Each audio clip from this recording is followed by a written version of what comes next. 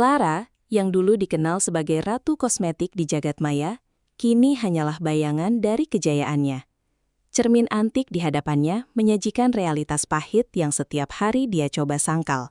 Kerutan halus mulai mengukir sudut matanya yang lelah, dan kilau yang dulu mendatangkan jutaan likes perlahan memudar, digantikan oleh kusam yang merayap. Dering notifikasi ponselnya, yang dulu konstan seperti detak jantung, sekarang jarang terdengar. Setiap keheningan menegaskan kejatuhannya yang menyakitkan. Kamar tidurnya, yang dulunya merupakan kuil kemewahan yang dipenuhi sponsor produk kecantikan terbaru, kini terasa seperti penjara yang menyesakkan. Kotak-kotak hadiah yang belum dibuka menumpuk di sudut. Debu tipis mulai menyelimuti permukaannya, bukti nyata dari penurunan minat publik. Clara menghabiskan malam-malamnya dalam isolasi, menggulir feed media sosial dengan putus asa, hanya untuk melihat wajah-wajah baru yang lebih muda dan lebih segar mengambil alih tahtanya. Setiap unggahan baru dari pesaingnya terasa seperti tikaman belati di egonya yang rapuh. Rasa tidak aman yang dulunya hanya bisikan kecil, kini telah tumbuh menjadi monster yang melahap kewarasannya, mendistorsi persepsinya tentang diri sendiri.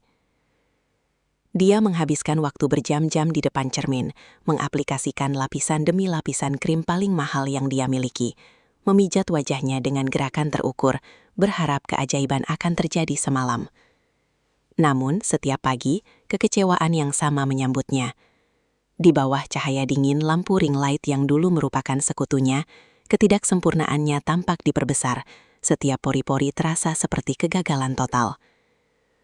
Obsesi untuk mendapatkan kembali masa mudanya telah menguasai setiap aspek kehidupannya, mengisolasi dirinya dari teman dan keluarga, meninggalkannya sendirian dalam siklus keputusasaan yang tak berujung.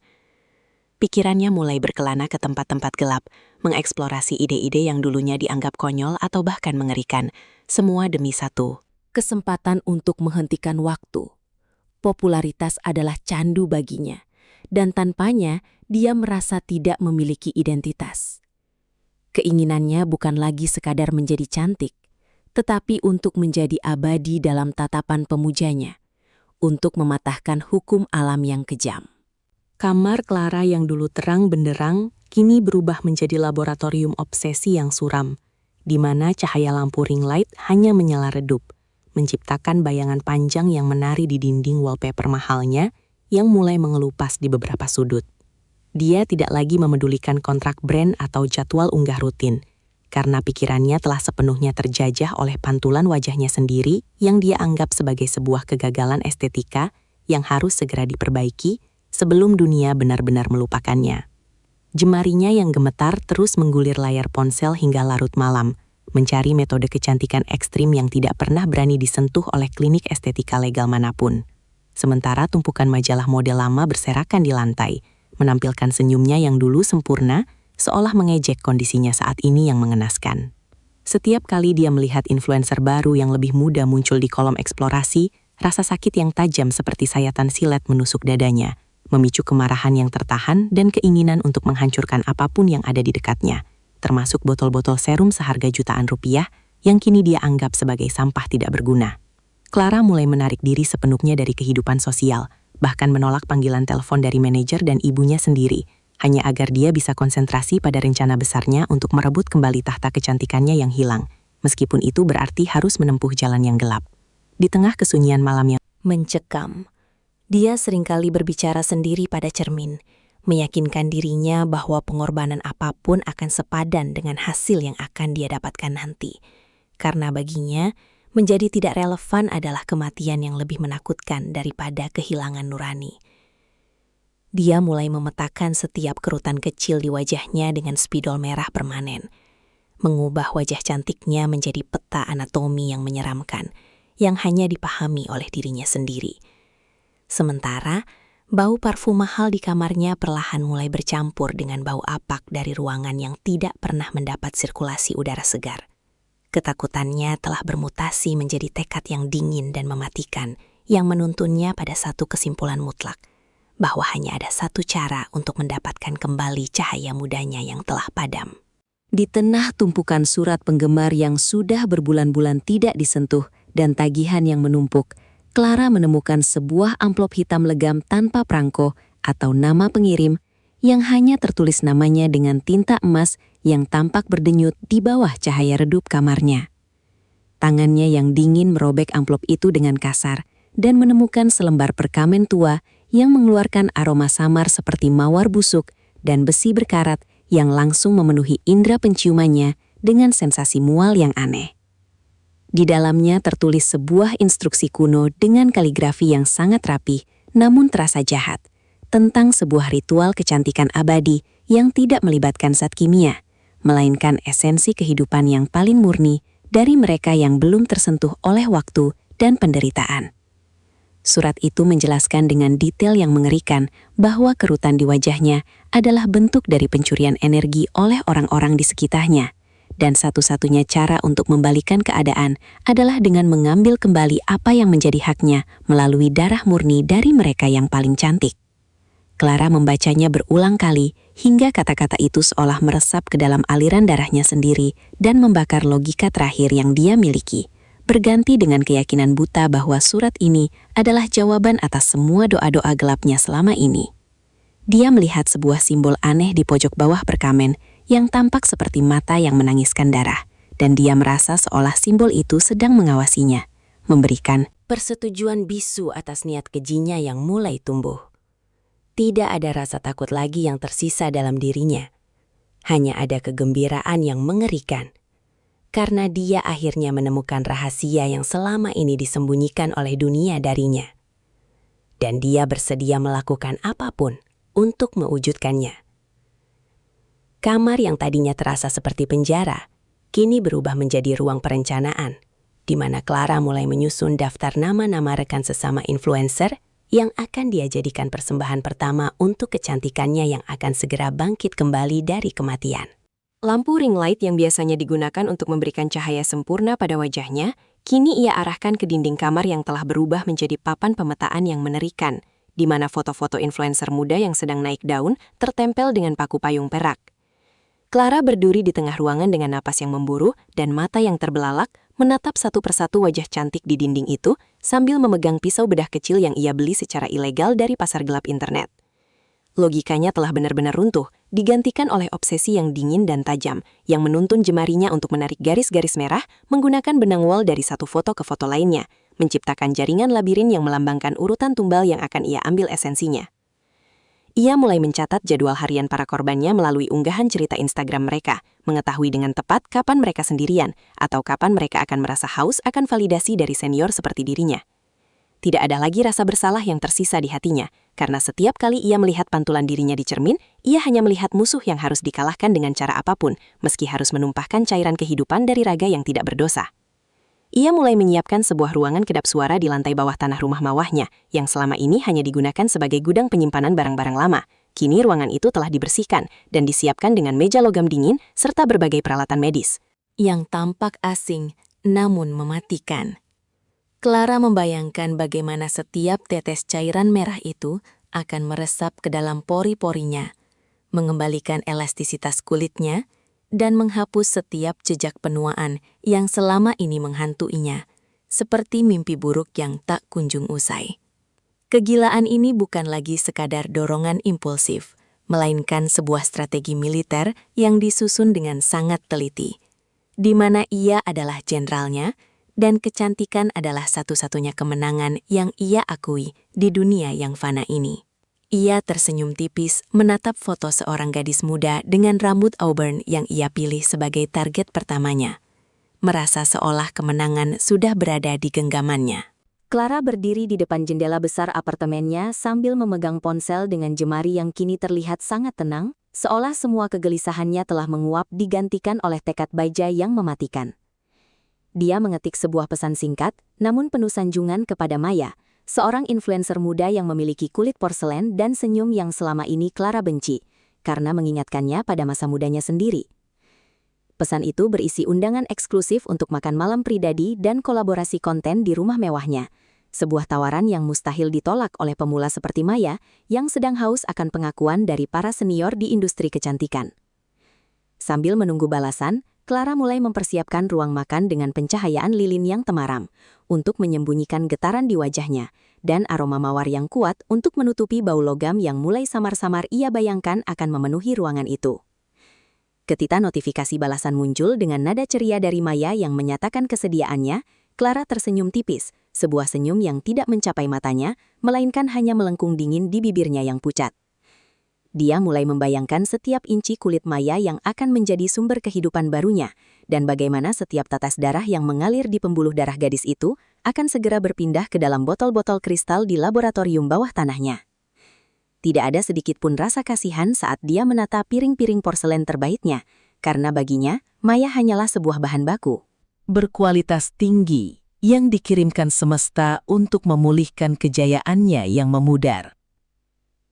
Persiapan itu dilakukan dengan sangat rapi, mulai dari dosis bius yang disuntikkan ke dalam botol anggur mahal, hingga pemilihan musik klasik yang akan meredam suara-suara yang tidak diinginkan di malam yang menentukan itu.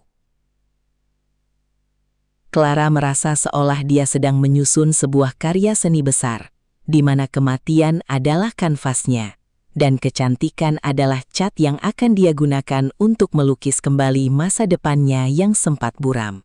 Suasana ruang makan yang elegan seketika berubah mencekam saat kepala Maya terkulai lemas di atas meja porselen akibat pengaruh bius yang telah Clara campurkan ke dalam gelas anggur merahnya dengan presisi yang mematikan. Clara berdiri tanpa suara dari kursinya, matanya berkilat penuh kemenangan saat melihat tubuh muda itu tidak berdaya. Lalu ia mengenakan sarung tangan bedah lateks yang mengeluarkan suara gesekan karet yang tajam di tengah keheningan malam yang pekat. Dengan kekuatan yang tidak terduga, Clara menyeret tubuh Maya menuju lift tersembunyi yang membawanya langsung ke laboratorium bawah tanah di mana meja logam dingin telah menunggu untuk menjadi saksi bisu dari kekejian yang akan segera terjadi. Di bawah cahaya lampu operasi yang putih menyilaukan, Clara mulai menyiapkan jarum-jarum ekstraksi dan selang-selang transparan. Tangannya bergerak dengan sangat tenang, seolah ia sedang melakukan rutinitas perawatan wajah biasa daripada sebuah tindakan kriminal yang mengerikan. Ia memposisikan tubuh Maya dengan teliti, memastikan setiap pembuluh darah di lengan dan leher gadis itu mudah dijangkau untuk memaksimalkan hasil ekstraksi cairan kehidupan yang ia anggap sebagai emas cair bagi kecantikannya. Saat jarum pertama menembus kulit halus Maya, Clara menarik napas dalam-dalam, menghirup aroma besi yang mulai memenuhi ruangan, dan merasakan sensasi euforia yang menjalar ke seluruh sarafnya. Karena ia tahu bahwa sebentar lagi, keajaiban yang ia impikan akan segera terwujud. Ia mengamati dengan obsesif saat cairan merah pekat mulai mengalir melalui selang, mengisi botol-botol kristal satu persatu.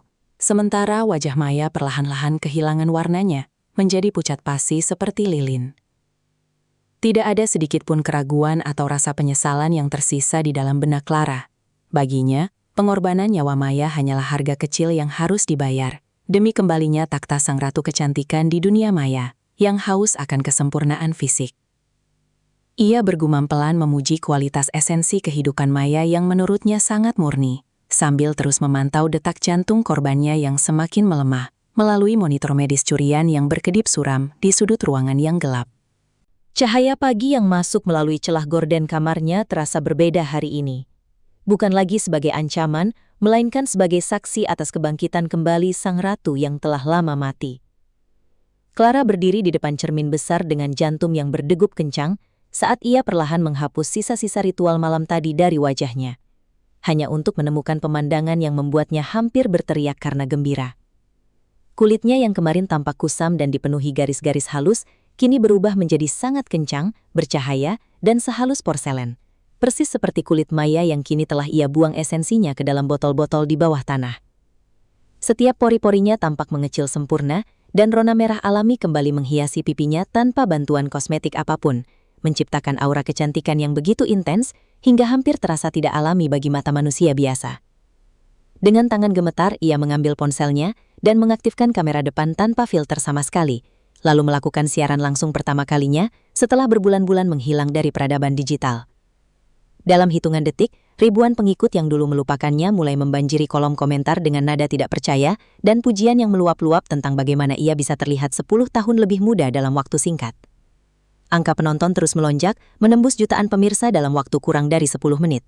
menciptakan gelombang euforia yang sudah lama tidak ia rasakan, hingga ia merasa seolah sedang melayang di atas awan. Namun, di balik kecantikannya yang memukau itu, ada sorot mata yang telah berubah menjadi sangat dingin dan kosong. Seolah jiwa manusianya telah ikut terhisap bersama darah yang ia gunakan sebagai ramuan awet mudanya. Clara tersenyum ke arah kamera, sebuah senyum yang tampak sempurna secara visual, namun menyimpan kegelapan yang sangat pekat, karena ia tahu bahwa kecantikan ini hanyalah sementara, dan ia akan membutuhkan lebih banyak lagi tumbal untuk mempertahankannya. Popularitasnya kembali secara instan, tetapi dengan harga yang telah merusak nuraninya secara permanen, menjadikannya monster cantik yang haus akan validasi dan nyawa manusia. Keberhasilan instan dari siaran langsung pertamanya ternyata menjadi pedang bermata dua yang mulai mengiris sisa-sisa kewarasan Clara, karena meskipun jutaan orang memujinya, dia mulai menyadari bahwa kilau di kulitnya meredup jauh lebih cepat dari yang dijanjikan oleh surat misterius itu. Setiap kali dia bangun tidur, dia akan segera berlari ke arah cermin dengan napas terengah-engah, hanya untuk menemukan bahwa garis-garis halus mulai muncul kembali, seperti hantu yang menolak untuk pergi jika tidak diberi makan. Ketakutan akan kembali menjadi kusam dan terlupakan, memicu ledakan kecanduan yang lebih parah, di mana dia merasa bahwa satu nyawa saja tidak akan pernah cukup untuk mempertahankan tahta kecantikannya yang kini terasa sangat rapuh. Kamar tidurnya yang mewah kini selalu diselimuti oleh cahaya merah remang-remang dari lampu-lampu khusus yang dia pasang untuk menyamarkan perubahan warna kulitnya di saat-saat kritis. Sementara dia mulai menyusun daftar target berikutnya dengan intensitas yang lebih ganas. Dia tidak lagi memilih korbannya berdasarkan popularitas semata, melainkan berdasarkan kualitas kemurnian yang dia rasakan, seolah dia bisa mencium aroma kehidupan dari foto-foto di layar ponselnya. Bayangan-bayangan di sudut kamarnya kini tampak seperti makhluk-makhluk yang berbisik mendesaknya untuk segera bertindak lagi dan lagi, seolah ruangan itu sendiri telah menjadi haus akan cairan merah yang dia kumpulkan di bawah tanah. Clara mulai mengalami halusinasi di mana dia melihat wajah Maya muncul di permukaan cerminnya dengan mata kosong yang menuntut penjelasan. Namun, dia hanya membalasnya dengan tawa dingin yang terdengar asing bagi telinganya sendiri. Baginya, dunia luar hanyalah sebuah pasar besar, di mana dia bisa berburu bahan baku untuk ramuan abadi yang kini menjadi satu-satunya tujuannya hidup di dunia ini, tanpa memedulikan berapa banyak lagi kursi kosong yang akan tertinggal di studio-studio influencer lain. Keheningan di dunia media sosial kini berubah menjadi hiruk-pikuk spekulasi dan ketakutan massal setelah hilangnya 3 influencer muda dalam kurun waktu kurang dari 2 minggu, tanpa meninggalkan jejak tunggal kecuali unggahan terakhir mereka yang menunjukkan kebahagiaan palsu sebelum lenyap di telan kegelapan malam. Polisi mulai memasang garis kuning di beberapa apartemen mewah dan melakukan pemeriksaan CCTV secara intensif. Namun mereka tidak menemukan apapun selain rekaman buram yang tidak memberikan petunjuk pasti tentang keberadaan para gadis malang tersebut, yang seolah menguap begitu saja ke udara. Clara duduk di dalam mobil mewahnya yang terparkir di pinggir jalan yang basah oleh hujan malam hari sambil mengamati melalui kaca jendela yang gelap bagaimana unit kepolisian mulai memeriksa salah satu lokasi kejadian dengan ekspresi dingin yang tidak menunjukkan rasa takut sedikit pun di balik wajah cantiknya yang kini kembali bercahaya sempurna berkat ekstraksi terbaru yang ia lakukan kemarin malam. Di dalam kabin mobil yang kedap suara itu, aroma parfum mawar yang menyengat bercampur dengan bau besi yang samar yang menempel di kerah mantel putih mahalnya, menciptakan kontras yang mengerikan antara penampilan luarnya yang glamur dan tindakan kejinya yang tersembunyi. Ia melihat pantulan wajahnya di spion tengah dan merasa puas, karena tidak ada satupun tanda penuaan yang berani muncul kembali di kulitnya, meski ia tahu bahwa ia harus segera mencari lokasi baru untuk berburu. Agar tidak memancing kecurigaan yang lebih besar dari pihak berwenang, yang mulai mencium adanya pola aneh dalam kasus-kasus penghilangan ini. Setiap kali ia melihat berita tentang pencarian korban di layar ponselnya, ia hanya merasakan dorongan adrenalin yang menyenangkan, seolah ia sedang memainkan permainan kucing dan tikus yang sangat cerdas, di mana ia selalu berada 3 langkah di depan para pengejarnya. Ia memutar kunci kontak dan meluncur perlahan menembus rintik hujan kota yang dingin, merasa bahwa dirinya adalah predator puncak yang tidak akan pernah tertangkap, selama ia terus mengonsumsi esensi kehidupan dari mereka yang lebih lemah darinya, demi keabadian yang ia dambakan. Detektif Sarah berdiri di tengah lorong sempit yang lembab di area belakang sebuah klub malam elit, tempat terakhir kali salah satu influencer terlihat sebelum menghilang tanpa jejak. Sinar senter di tangannya membelah kegelapan, menyapu tumpukan sampah dan dinding bata yang berlumut, hingga berhenti pada sebuah jejak samar yang membuat jantungnya berdegup lebih kencang. Di sana, di atas aspal yang retak, ia menemukan sebuah jejak cairan merah yang sudah mengering, membentuk pola seretan yang mengarah ke pintu belakang gedung apartemen mewah yang sangat ia kenali sebagai milik Clara. Sarah, yang dikenal karena intuisinya yang tajam, mulai menghubungkan titik-titik yang selama ini tampak acak, tentang bagaimana setiap korban selalu memiliki hubungan digital yang erat dengan sang mantan ratu kecantikan sebelum mereka lenyap. Ia mulai menyadari bahwa kecantikan Clara yang kembali secara mendadak dan tidak masuk akal bukan hasil dari operasi plastik biasa, melainkan sesuatu yang jauh lebih gelap dan bersifat ritualistik. Sambil menahan napas, ia mengambil sampel cairan kering itu dan memasukkannya ke dalam kantong bukti, sambil matanya terus mengamati setiap sudut gedung yang tampak angkuh dan tertutup itu, seolah mencari celah di balik kemewahan yang dipamerkan. Udara malam terasa sangat berat dan berbau busuk yang samar, menyerupai aroma besi berkarat yang pernah ia cium di tempat kejadian perkara pembunuhan berantai bertahun-tahun lalu. Sarah tahu bahwa ia sedang berhadapan dengan seseorang yang memiliki kekuatan finansial dan pengaruh besar, namun ia tidak akan membiarkan keadilan tertutup oleh lapisan kosmetik mahal dan popularitas palsu. Langkah kakinya yang tenang namun pasti membawanya kembali ke mobil kepolisian, sambil otaknya terus bekerja menyusun strategi untuk menyusup ke dalam lingkaran dalam Clara tanpa memicu alarm kecurigaan. Ia melihat ke arah jendela lantai atas apartemen Clara yang memancarkan cahaya merah remang-remang dan merasa seolah ada sepasang mata yang sedang balas mengawasinya dari balik kegelapan yang pekat. Sarah berdiri di depan pintu besar apartemen Clara dengan gaun malam pinjaman yang terasa asing di tubuhnya, mencoba menenangkan detak jantungnya sebelum melangkah masuk ke dalam pesta peluncuran lini kosmetik terbaru sang influencer yang penuh dengan kilauan lampu dan aroma parfum yang menyesakan. Di dalam, ruangan itu dipenuhi oleh tawa palsu dan denting gelas kristal. Namun, Sarah tidak datang untuk merayakan kecantikan. Dia datang untuk mencari kebusukan yang tersembunyi di balik dinding marmer itu. Sambil memegang gelas sampahnya sebagai penyamaran, matanya terus bergerak secara metodis, memantau setiap gerak-gerik Clara yang tampak seperti dewi di tengah para pemujanya, dengan kulit yang berkilau hampir secara tidak alami di bawah lampu gantung kristal. Sarah memanfaatkan keriuhan pesta untuk memisahkan diri dari kerumunan, menyelinap melewati tirai beludu berat menuju koridor pribadi yang tidak dijaga, di mana udara terasa jauh lebih dingin dan membawa aroma samar yang sangat dia kenali, aroma besi berkarat. Setiap langkah yang dia ambil di atas karpet tebal terasa seperti berjalan menuju mulut monster, namun rasa ingin tahunya jauh lebih besar daripada ketakutannya saat dia menemukan sebuah pintu kayu jati tanpa gagang yang hanya bisa dibuka dengan sensor sidik jari. Dengan alat peretas portable yang dia sembunyikan di balik tas kecilnya, Sarah berhasil memanipulasi sistem keamanan, dan saat pintu itu terbuka, sebuah empusan udara dingin yang berbau amis menyambutnya. Dari kegelapan lorong bawah tanah yang tersembunyi, dia menyalakan lampu kecil di pulpennya, menyisir dinding lorong yang kini tidak lagi dilapisi wallpaper mewah, melainkan beton kasar yang penuh dengan noda-noda merah yang memudar, seperti bekas tangan yang meronta. Sarah tahu bahwa dia telah melewati batas antara penyelidikan profesional dan bahaya maut. Namun, bukti yang dia cari sudah berada di depan mata, menanti untuk mengungkap kebenaran berdarah di balik kesempurnaan palsu sang ratu kecantikan.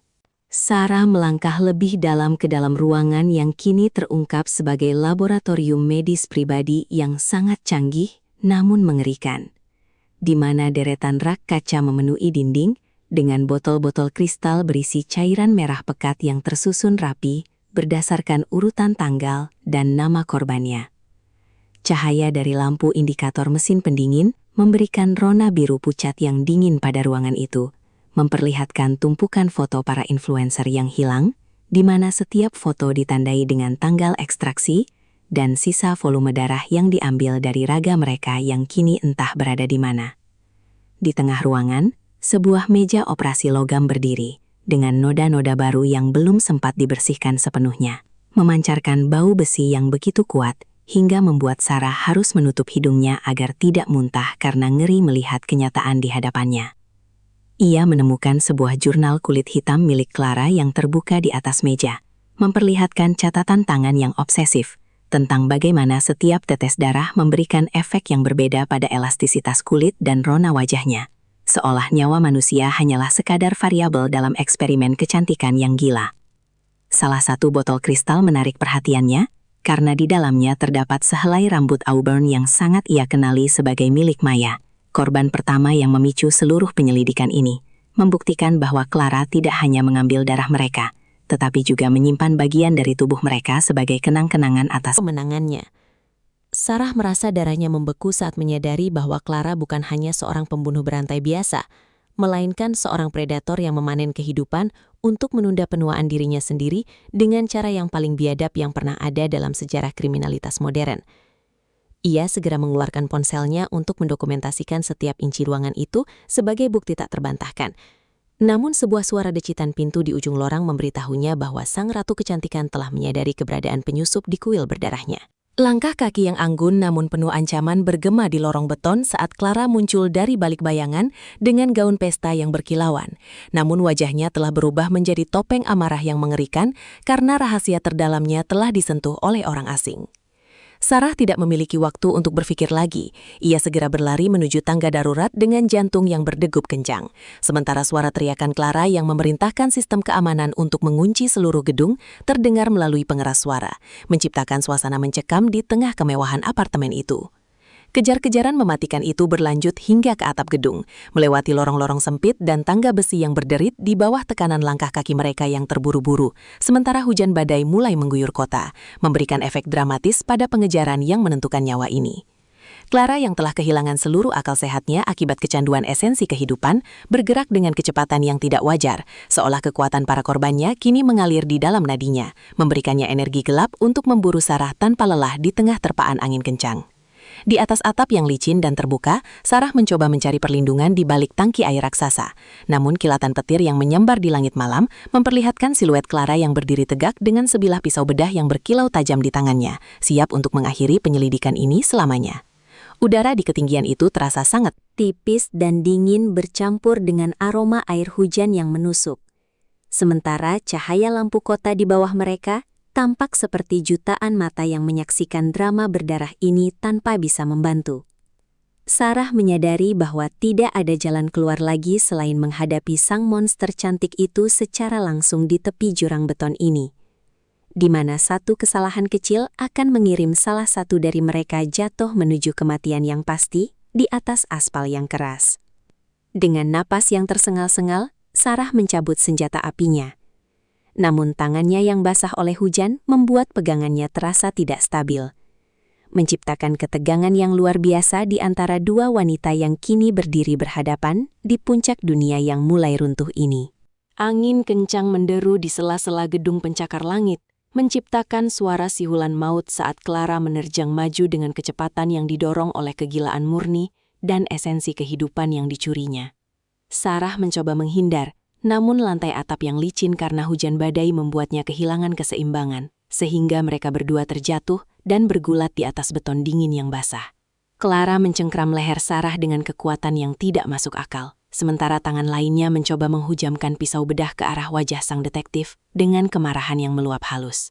Dalam pergulatan jarak dekat itu, Sarah dapat melihat dengan jelas bagaimana kulit Clara mulai menunjukkan retakan kecil dan warna abu-abu yang mengerikan di bawah cahaya kilat, seolah topeng kecantikannya sedang meluruh akibat stres fisik yang luar biasa. Bau besi dari darah yang menempel di pakaian Clara bercampur dengan bau hujan, menciptakan aroma kematian yang menyesakan saat mereka berguling semakin dekat ke tepi atap tanpa pelindung. Sarah berhasil menendang perut Clara, memberikan sedikit jarak untuk bernafas, namun sang influencer segera bangkit kembali dengan raungan yang lebih mirip suara binatang daripada manusia. Mereka terus bertukar serangan di bawah gunyuran air yang membutakan mata, di mana setiap gerakan bisa berarti jatuh ke dalam kegelapan sedalam ratusan meter di bawah sana. Sarah menyadari bahwa ia tidak bisa mengalahkan Clara dengan kekuatan fisik semata, karena wanita itu sudah tidak lagi merasakan rasa sakit akibat obsesinya yang telah merusak saraf kewarasan. Di tengah gemuruh guntur yang memekakkan telinga, Sarah melihat sebuah peluang saat Clara bersiap untuk melakukan serangan terakhir yang mematikan. Dengan mata yang membelalak penuh kebencian, seluruh energi Clara terfokus pada pisau kecil di tangannya, sementara kakinya berdiri tepat di atas genangan air yang sangat licin di tepi pembatas gedung yang rapuh. Sarah mempersiapkan diri untuk gerakan pertahanan terakhir yang akan menentukan Siapa yang akan tetap berdiri saat fajar tiba di kota yang tak pernah tidur ini? Sementara maut seolah sedang menahan napas, menyaksikan akhir dari sang ratu kecantikan. Puncak drama berdarah itu terjadi dalam 1 detik yang seolah membeku saat Clara meluncurkan serangan terakhir dengan pisau bedah yang terangkat tinggi, namun kakinya justru tergelincir di atas genangan air yang bercampur dengan sisa esensi kehidupan yang sempat tumpah dari botol di saku gaunnya. Sarah melakukan gerakan menghindar yang presisi, membuat momentum serangan Clara justru membawanya melampaui batas tepi atap gedung yang licin, tanpa sempat meraih pegangan apapun. Jeritan melengking Clara yang dipenuhi rasa tidak percaya membelah suara gemuruh guntur, sebelum akhirnya lenyap tertelan oleh ketinggian ratusan meter yang gelap, menuju aspal jalanan yang dingin di bawah sana. Sarah berdiri mematung di tepi atap dengan napas tersengal-sengal, dan tubuh yang gemetar hebat, menyaksikan bagaimana sang ratu kecantikan jatuh terempas seperti boneka porselen yang pecah berkeping-keping di tengah kesunyian kota yang acuh tak acuh. Di bawah cahaya lampu jalan yang remang-remang, tubuh Clara tergeletak tak bernyawa, dikelilingi oleh genangan merah yang semakin meluas, perlahan menghapus sisa-sisa kecantikan palsu yang ia pertahankan dengan cara yang sangat biadab. Hujan yang turun semakin deras, seolah berusaha mencuci bersih dosa-dosa yang telah terjadi di gedung itu. Namun aroma besi dan kenangan akan botol-botol kristal di bawah tanah akan tetap menghantui Sarah selamanya. Rahasia kecantikan abadi Clara kini terungkap ke dunia sebagai sebuah tragedi mengerikan yang menyisakan luka mendalam bagi industri kecantikan dan keluarga para korban yang telah ia korbankan demi ego semata.